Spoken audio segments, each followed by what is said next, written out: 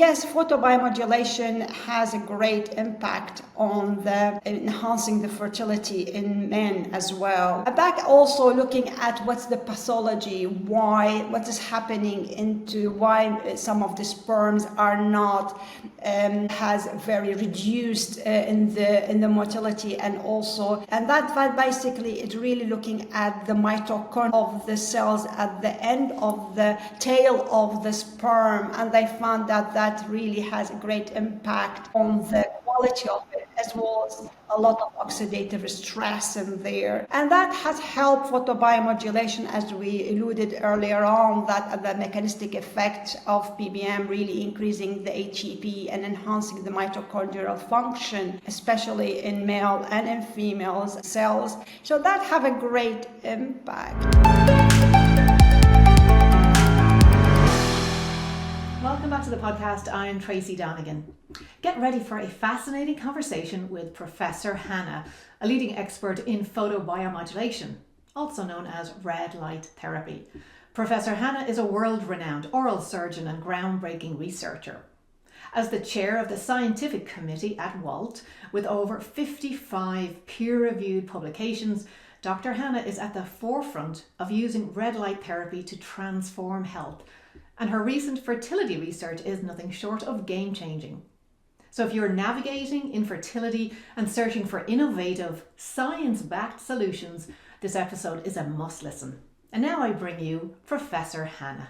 Hi everybody, you are very welcome to the next episode of the Tracy Donegan podcast.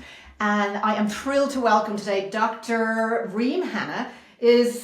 I don't even know where to start with the level of research Dr. Hanna has done, and it has been involved really in the PBM, the photobiomodulation world for a long time. She is one of the top experts and researchers in this area. She's also an oral surgeon and has, I think, something like over 55 publications and research. So I am very keen to talk to you today about your recent work around fertility, especially unexplained fertility and fertility for older women.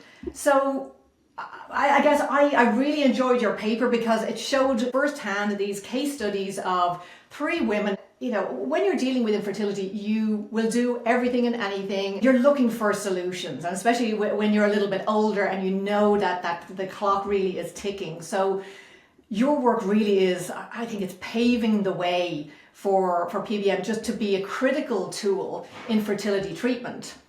And it was interesting, I saw a news item from the BBC, and they were talking about a hospital that specializes in IVF and reproductive health, and it was a big thing about photobiomodulation, and they've invested in this new laser. And I thought, oh, this is fantastic, because PBM is really starting to be accepted already in the NICE guidelines. But then I realized, they're actually using it for the embryos. And I thought, you're missing a huge opportunity here. You're going to help these embryos, but then you're going to put them back into a body that could really have done with that little bit of extra support for the hormones and everything else that's going on. So can you tell me a little bit about how light interacts with the body? Thank you very much, Tracy. Great to be with you.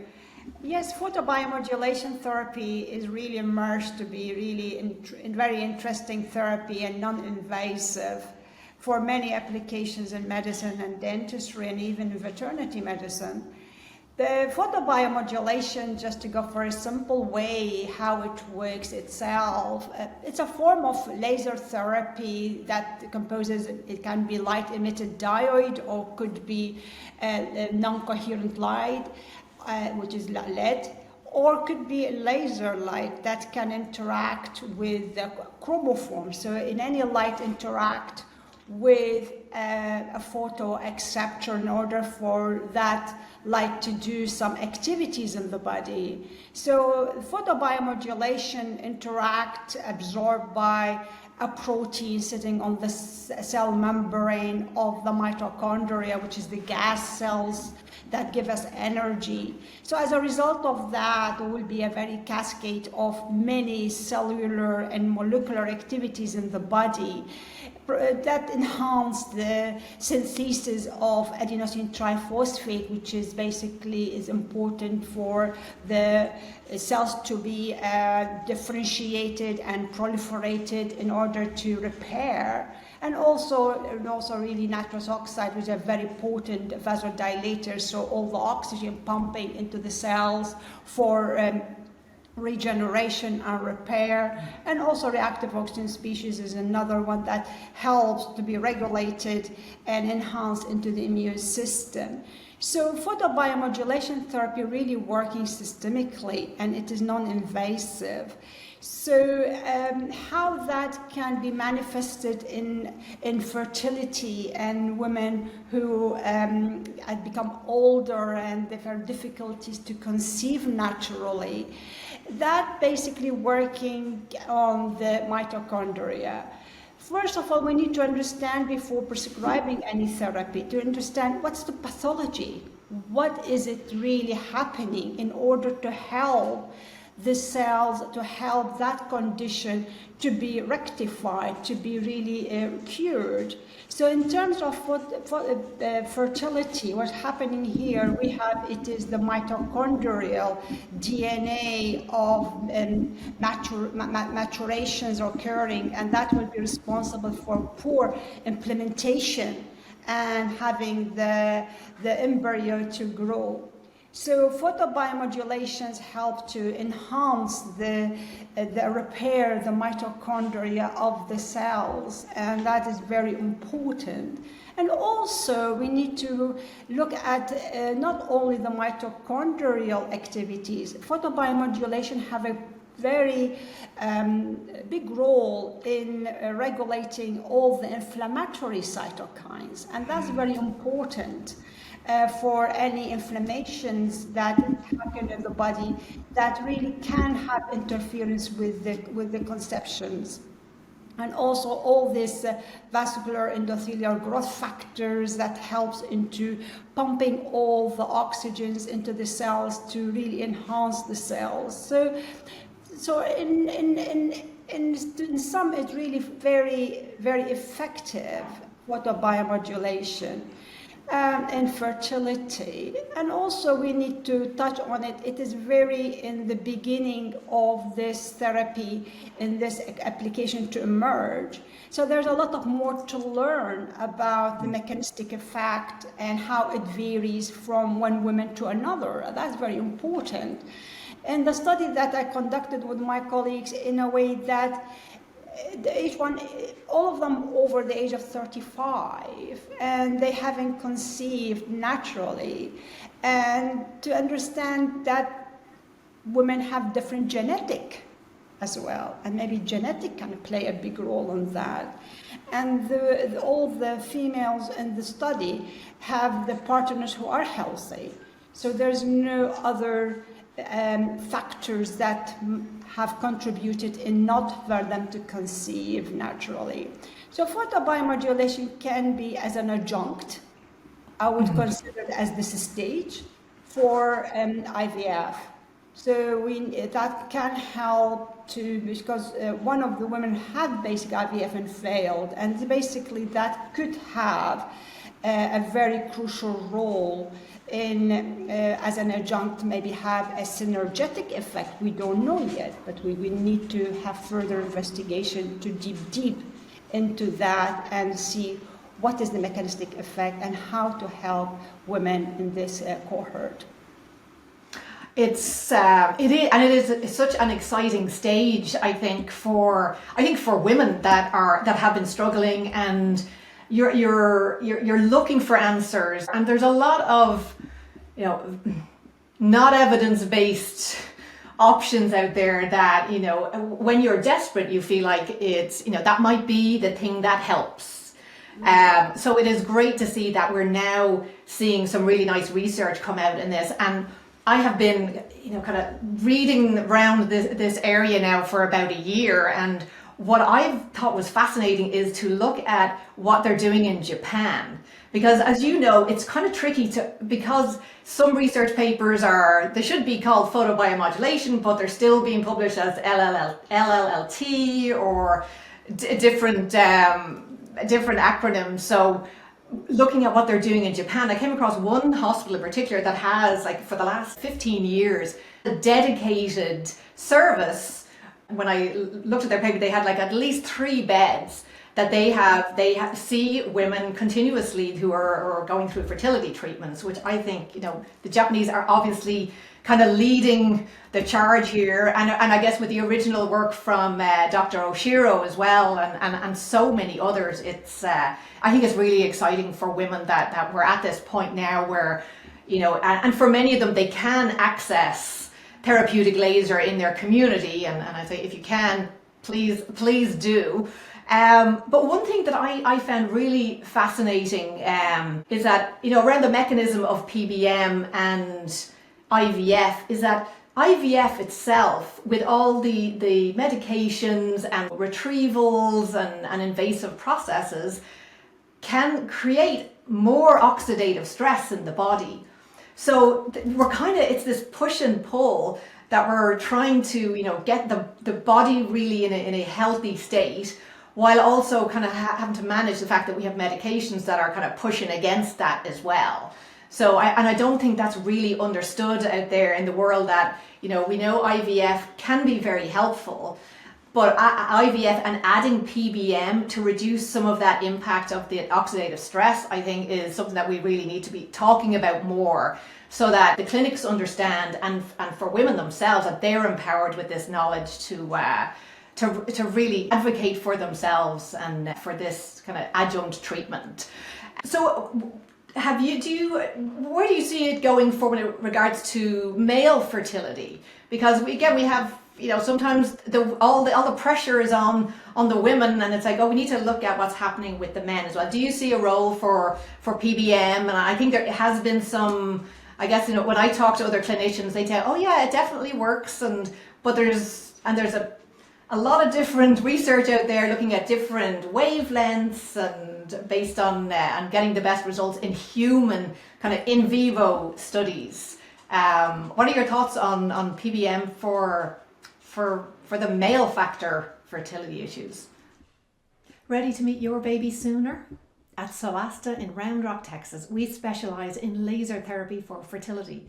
This safe therapeutic laser treatment improves egg quality, balances hormones, and helps create a richer uterine lining for implantation.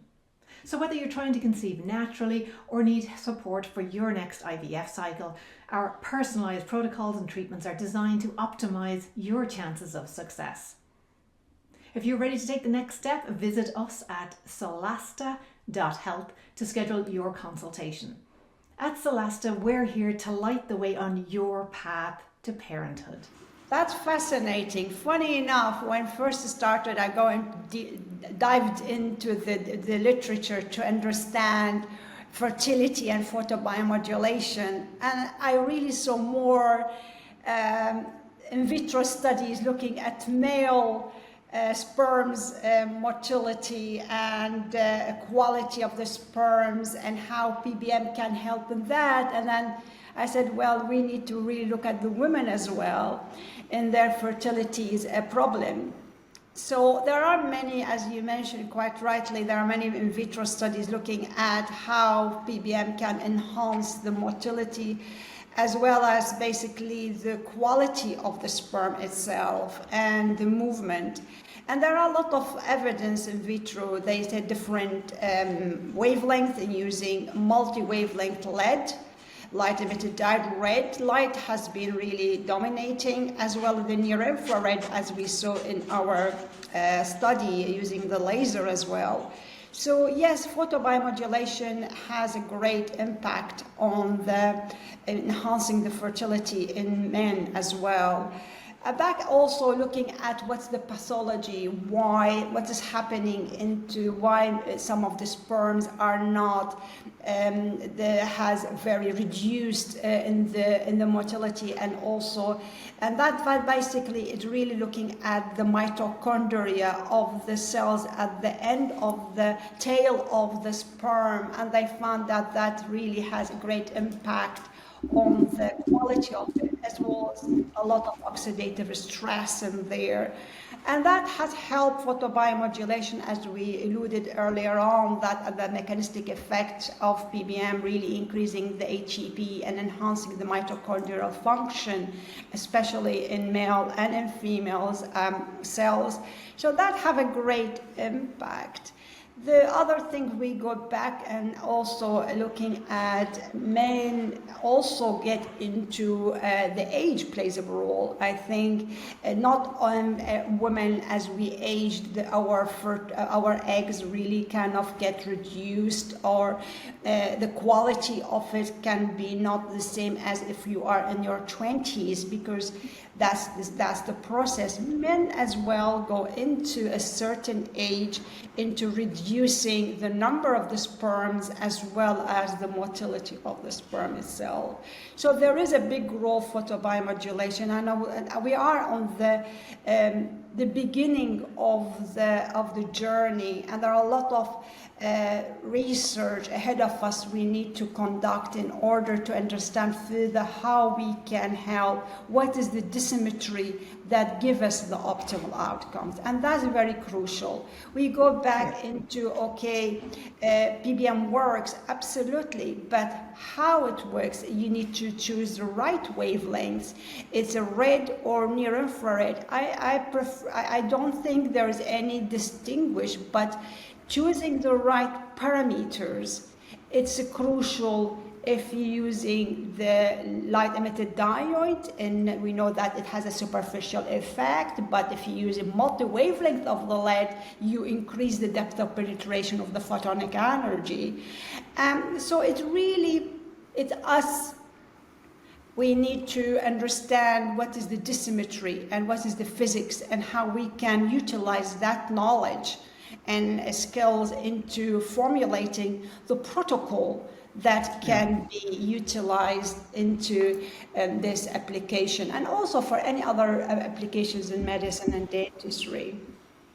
And I thank you for bringing up that point, because I was at the PBM conference in London last year. Absolutely fantastic conference. The only problem I had with it is I wanted to go to all the sessions. It was fascinating, to listen to the scientists talk about this as well, the dosimetry, and although we see light as a kind of a natural phenomena, not these lights, of course, not natural at all, but I think we have to get to a place where we see PBM as medicine, and that just like any medicine you're going to take, it needs to be tailored to the pathology, to whatever the problem is. So whether it's endometriosis or PCOS, or someone's just, they can't find a reason. Because at the moment, I think it's kind of like the Wild West. It's like, we're going to try a bit of this and try a bit of that, and we'll see how it works. And you will probably get a response, but I think having that really narrow parameters of the right wavelength, is it getting to the deep into the tissues, and how much of those tissues are getting a therapeutic dose to make a difference. And I think it'll be great as we see more research come out that we have really well-defined parameters, so it can be replicated with different issues, and even like there's so much to think about, even like the skin type, or how much belly fat you have, or abs, and there's so many variables that I think anyone who's doing research in this area, like there's the list of confounders is pretty long. Oh, absolutely. I think when we have to check the BMI of the patients to look at basically with the height and weight, and we're trying to find out what's the BMI of them. And if we have a large ladies, how that have an impact on it, as you quite rightly said, there's a fat there. There is basically some other light. If we go deeper, do I reaching the target? Am I reaching to the ovaries? Maybe not, but that's really, we need to have, whoever conduct the study, protocol and design has to really standardize the cohort in terms of the BMI, in terms of the problems that they are facing. In order to standardize the protocol, we have to take in consideration the cofactors that can play a big role in might influencing our optimal outcome. And also we need to understand where is the irradiation point. That's very crucial, where we're targeting and what I'm targeting. And some of the studies, maybe they haven't targeted the lymphatic drainage. I think that is very important to target the lymphatic drainage. We need to have enhanced the circulation, getting more the vascular endothelial growth factors really regulated and upregulated. So there are many parameters within the protocol need to be addressed carefully, knowing the knowledge about the physics, the dissymmetry, which are the most optimal points in the reproductive system in order to target, and that's very important. It's like for male, am I going to target the testicles? Where about I'm going to irradiate? And that's all about to take into consideration when the protocol is really formulated. And I'd be interested to see over the coming years if the protocol does develop into also including the brain. And because I feel like, okay, we've got this, hormonal master up here that we're treating everything below, literally below the neck, but is there something that we could be doing to, stimulate hormonal production or modulate that hormonal production? Absolutely. I think what we really concluded from our studies and what we gained from it as authors, I think genetics is important. Maybe looking at really, we didn't have funds in a way to go further into more sophisticated tests. I think if there is a good study to be conducted with funding, I would really consider going into genetics to understand, in order to rule out if there is any genetics playing role out. And that's very important. It does give us a little bit of insight. Yes, we are on the right track. Yes, we are targeting all the points that we need to optimizing and enhancing the fertility. But also, have we missed anything in genetics that we need to target that one? At that stage, we need to go more in vitro studies to look at that one, and we go into translational research into human.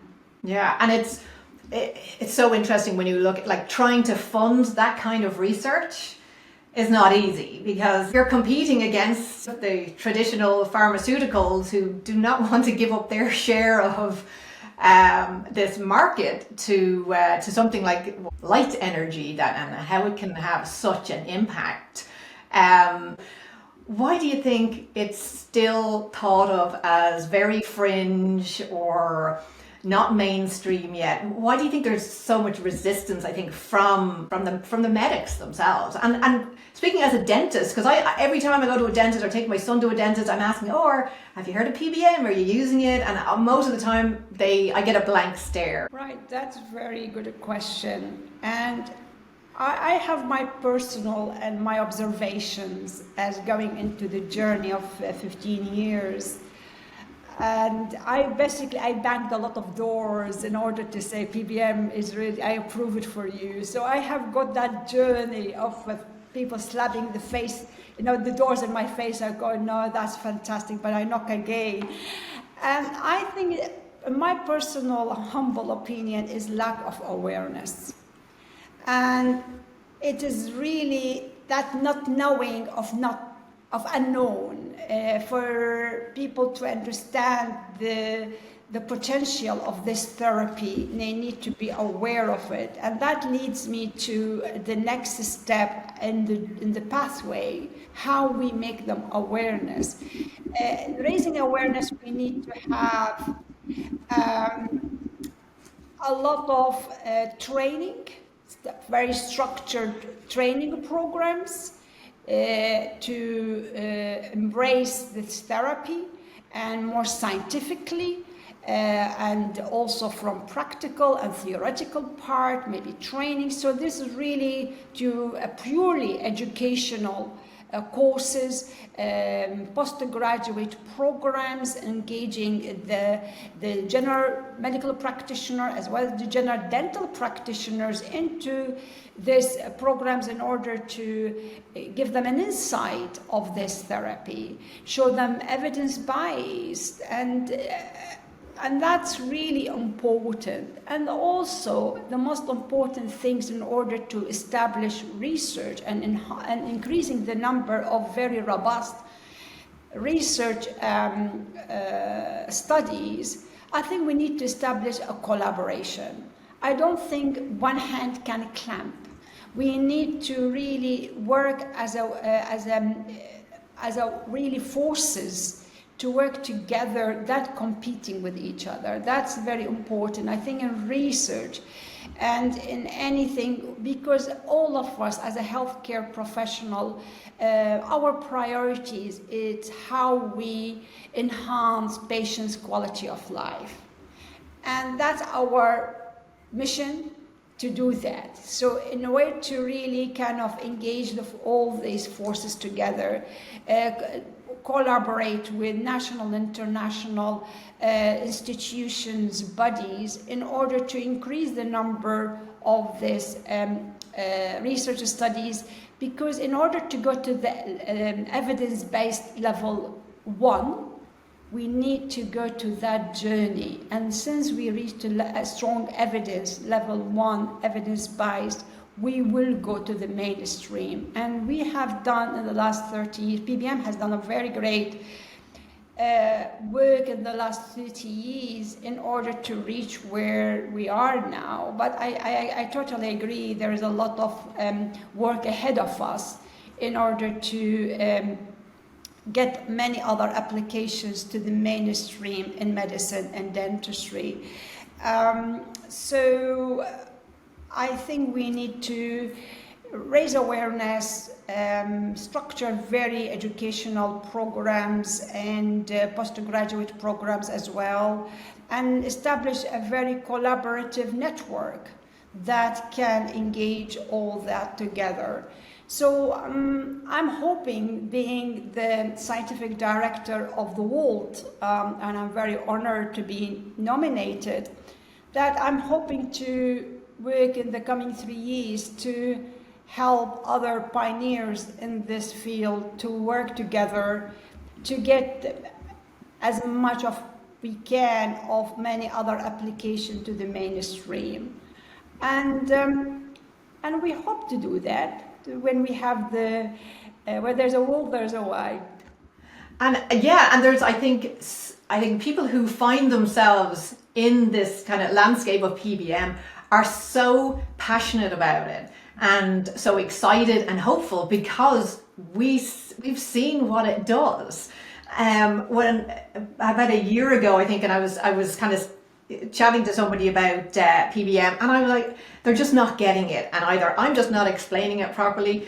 But as soon as I show them pictures of wound healing, like chronic wound healing, and like before and after, that's a huge selling point for that credibility of, like, these are chronic wounds that these people have been suffering with for sometimes years, and a couple of months, maybe even a couple of weeks of PBM, their quality of life has improved. The wound is like, it's incredible. So for me, that was okay. I just need to show people, once they can see a visual of this is just part of what this therapy can do. It just made such a big impression, I think, on people to say, oh, there's actually something really happening here.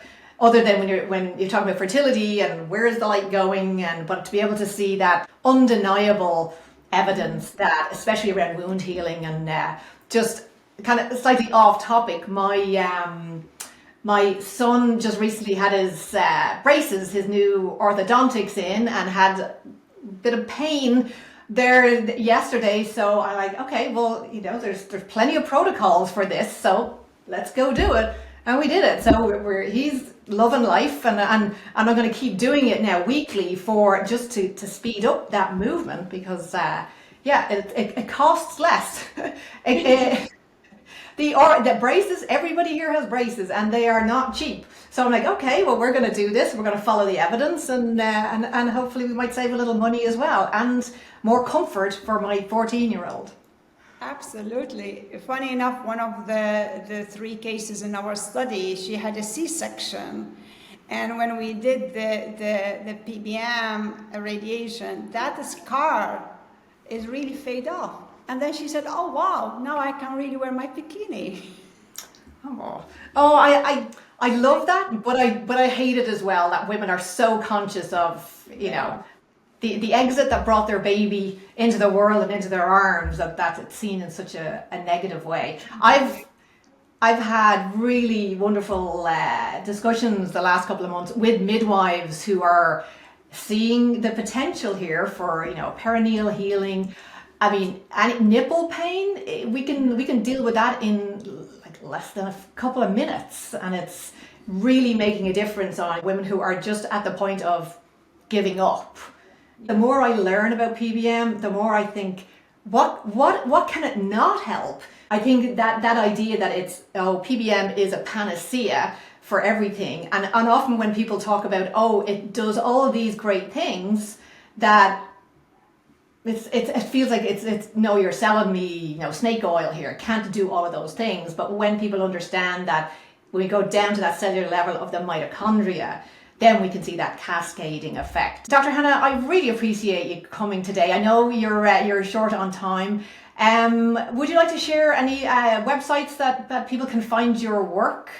ResearchGate and LinkedIn. So I publish all my papers and my work there. By all means, they can reach me out on that. And and Great. also I am on. They can reach me by email address, which is on all my papers as well. So thank you. Great. Thank you. And I'll link this in the show notes for you then. But I really appreciate you spending the time with me today and just sharing so much research and insights and your experience in this growing and exciting field. So thank you again, and Happy New Year. It's a pleasure. Happy New Year. It's great to be with you, Tracy, and anytime. I'm very happy to share my knowledge to help others in order to help patients to improve their quality of life. Thank you so much for tuning into today's episode. Remember, empowerment begins with knowledge. If you enjoyed our time together and want more content like this, don't forget to like, subscribe, and share with your friends. So stay inspired, stay informed, and until next time, take care of yourself.